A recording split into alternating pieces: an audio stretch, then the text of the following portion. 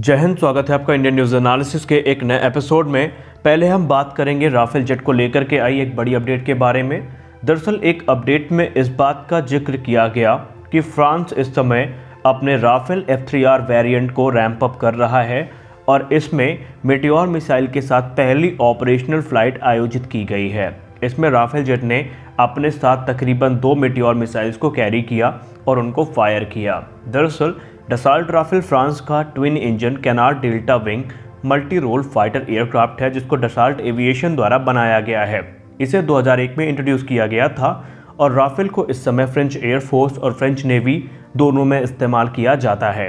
यही नहीं, राफेल को काफ़ी बड़ी मात्रा में एक्सपोर्ट करने की तैयारी भी की जा रही है और कुछ चुनिंदा देश ऐसे हैं जो इस समय राफेल को उड़ा भी रहे हैं, जिनमें इंडियन एयरफोर्स, इजिप्टियन एयरफोर्स और कतर एयरफोर्स शामिल है।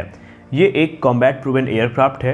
इसका बड़े पैमाने पर इस्तेमाल अफगानिस्तान, लीबिया, माली, इराक और सीरिया में किया गया और आए दिन आपको ये खबर मिलती रही होगी कि फ्रांस ने अपने राफेल जेट से आतंकी ठिकानों पर एयर स्ट्राइक्स को अंजाम दिया है। वहीं बात मेटियोर की करें तो मेटियोर मिसाइल अपने श्रेणी में दुनिया की सबसे घातक एयर टू एयर मिसाइल है और इसे MBDA फर्म द्वारा बनाया गया है।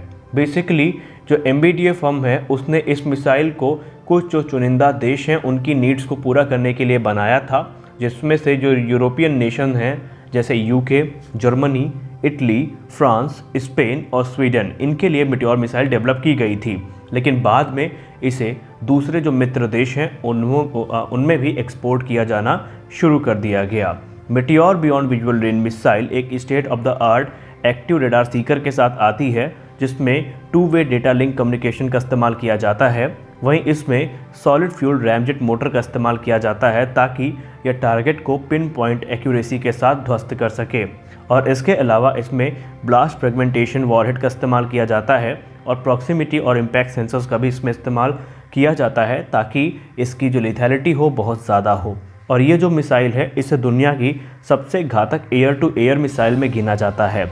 अब राफेल को गेम चेंजर भारत में इसीलिए कहा गया था, उसके पीछे एक बड़ा रीज़न ये था कि भारत के में भी जो राफेल F3R फाइटर जेट्स आए हैं इनमें भी मीका के साथ साथ जो मेटियोर मिसाइल है वो इंटीग्रेट की गई है, जो भारत की ताकत को कई गुना ज़्यादा बढ़ा देती है। अपने दूसरी अपडेट पे हम बात करने वाले हैं दुनिया के पहले 4.5+ जनरेशन एयरक्राफ्ट या जिसको आप -5th जनरेशन फाइटर जेट के नाम से जानते हैं उसके बारे में। आपको पता होगा इसी सप्ताह कई मीडिया रिपोर्ट सामने निकल के आई जिसमें यह दावा किया गया कि US एयरफोर्स F-35 के बजाय अब F-15EX पे अपना ध्यान केंद्रित कर रहा है। वजह साफ है कि 5th जनरेशन फाइटर एयरक्राफ्ट के जो ऑपरेशनल कॉस्ट है, जो मेंटेनेंस पे लगने वाला लंबा समय है और जो उनकी अवेलेबिलिटी है वो किसी भी देश के लिए बहुत ज़्यादा यहाँ पर चिंता का विषय बनी हुई है, फिर चाहे आप खुद US की ही बात क्यों ना कर लें। और इसी को लेकर के US के कई टॉप ऑफिशियल्स ने यह जिक्र तक कर दिया है कि उनका F-35 उस लायक एयरक्राफ्ट नहीं है जितनी उसकी तारीफ़ की जाती है। यहाँ पर उन्होंने कहा बेशक आप F-35 को एक अच्छा एयरक्राफ्ट के तौर पर देखते हो, लेकिन जब बात आती है इसकी मेंटेनेंस की, इसकी अवेलेबिलिटी की, तो यहाँ पर यह निसंदेह पीछे रह जाता है।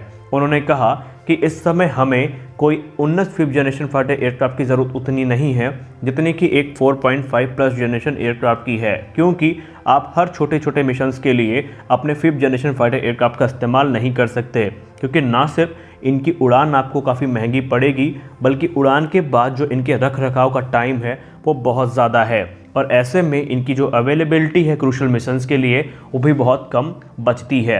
इसीलिए अमेरिका भी अब 5th जनरेशन माइनस या आप 4.5+ जनरेशन एयरक्राफ्ट की बात कर लें तो उसकी तरफ शिफ्ट हो रहा है। अब अगर हम बात करें भारत की तो भारत ऑलरेडी अपने 3 से 4 मेगा प्रोजेक्ट्स पे काम कर रहा है, जिसमें तेजस MK-1A, तेजस MK-2, AMCA Mark 1 और Mark 2 और twin engine deck based fighter शामिल हैं। इसमें से जो तेजस एयरक्राफ्ट है वो 4+ जनरेशन का एयरक्राफ्ट है, जो तेजस MK-2 है 4.5+ जनरेशन का एयरक्राफ्ट है और जो TEDBF है हमारा वो 4.5++ जनरेशन का एयरक्राफ्ट है। रही बात AMCA की तो इनमें से जो दोनों एयरक्राफ्ट हैं वो 5.5 जनरेशन के एयरक्राफ्ट हैं। अब क्योंकि ये जो एयरक्राफ्ट बन रहे हैं ये मिक्स कॉन्फ़िगरेशन में बन रहे हैं, यानी कहने का मतलब ये है कि AMCA की कई सारी टेक्नोलॉजी तेजस MK-2 और twin engine deck based fighter में भी इस्तेमाल की जाएंगी। शुरुआत में जब भारत ने ऐसा कहा था तो दुनिया के तमाम सो कॉल्ड सुपर पावर्स ने भारत का मजाक उड़ाया था, ये कहते हुए कि एक तरफ जहां दुनिया 5th generation fighter aircraft develop करने में लगी है तो भारत क्यों आखिरकार 4.5 या 4.5++ जनरेशन एयरक्राफ्ट में अपने पैसे बर्बाद कर रहा है। लेकिन बाद में पूरी दुनिया को भारत की असली प्लानिंग समझ में आई, क्योंकि अब जो लोग भारत का मजाक उड़ा रहे थे उनको ये समझ में आ गया कि जितने 5th जनरेशन फाइटर एयरक्राफ्ट के फ़ायदे हैं उससे ज़्यादा कहीं उसका नुकसान है। और इसी को लेकर के एडीए चीफ ने पहले ये कह दिया था कि 5th जनरेशन फाइटर एयरक्राफ्ट निस्संदेह काफ़ी अच्छे होते हैं, लेकिन इनका जो डाउन टाइम है या जो रखरखाव का समय है वो चिंताजनक होता है। और इसीलिए Bharat 5th generation fighter aircraft के साथ साथ दुनिया का पहला 4.5++ जनरेशन एयरक्राफ्ट भी डेवलप करने में लगा है और उम्मीद की जा रही है कि दुनिया में सबसे पहले ये एयरक्राफ्ट भारत में ही डेवलप किए जाएंगे। अब रही बात अगर चाइना की, तो China 5th generation fighter aircraft develop करने में मशगूल है और उसने ऑलरेडी 2 प्रकार के जो 5th जनरेशन फाइटर एयरक्राफ्ट में डेवलप कर रखे हैं और तीसरे पे वो काम कर रहे हैं। लेकिन सबसे खास बात यह है कि चाइना ने आज तक जितने भी फाइटर जेट अपने प्रोपेगेंडा वीडियो में दिखाए हैं उसमें जो डिफेंस एक्सपर्ट है उसने चिन्ह उठाए हैं या प्रश्न उठाए हैं। सबसे बड़ा ये था कि डिफेंस एक्सपर्ट का मानना कि चाइना जिस प्रकार फाइटर जेट को कॉपी करके बना रहा है 5th जनरेशन फाइटर एयरक्राफ्ट को, लेकिन चाइना आज भी इनके लिए एक पावरफुल इंजन बनाने में असमर्थ रहा है। यानी जो इंजन इनको उचित पावर दे सके वो भी चाइना डेवलप नहीं कर पाया। इवन रशिया जो कि इस क्षेत्र में काफ़ी आगे है वो भी अपने आप के लिए जो Su-57 फाइटर एयरक्राफ्ट है उसके लिए एक अच्छा इंजन डेवलप नहीं कर पाया है। अब बात करें भारत की, तो भारत भी एक समय ऐसा था जब भारत रशिया का हाथ पकड़ के चलने की कोशिश कर रहा था और वो प्रोजेक्ट था FGFA। आपको याद होगा सन 2018 के बीच में आपने बहुत सारी न्यूज़ इसके बारे में सुनी होंगी। FGFA दरअसल Su-57 पर आधारित एक प्रोजेक्ट था जिसको भारत और रशिया ने 2007 में साइन किया था। मकसद साफ था कि दोनों देशों को मिलकर के एक उन्नत 5th जनरेशन फाइटर एयरक्राफ्ट बनाना था जो दोनों देशों की ज़रूरतों को पूरा कर सके। लेकिन बाद में भारत ने जब उसका इंस्पेक्शन किया तो ये पाया कि उसके जो स्टेल्थ फीचर है वो काफ़ी अनइम्प्रेसिव थे और इसके अलावा रशिया ने कुछ ज़रूरी इन्फॉर्मेशन उसके बारे में भारत को देने से मना कर दिया। यहाँ से भारत का मनमुटाव बढ़ा और भारत ने अपने आप को इस प्रोजेक्ट से पीछे कर लिया और अपना पूरा ध्यान AMCA तेजस MK1, तेजस MK2 जैसे फाइटर जेट पे केंद्रित कर लिया। और इसी क्षेत्र में भारत अब काफ़ी तेज़ी से आगे बढ़ रहा है क्योंकि भारत पहले ही रशिया का ट्रैप समझ चुका था।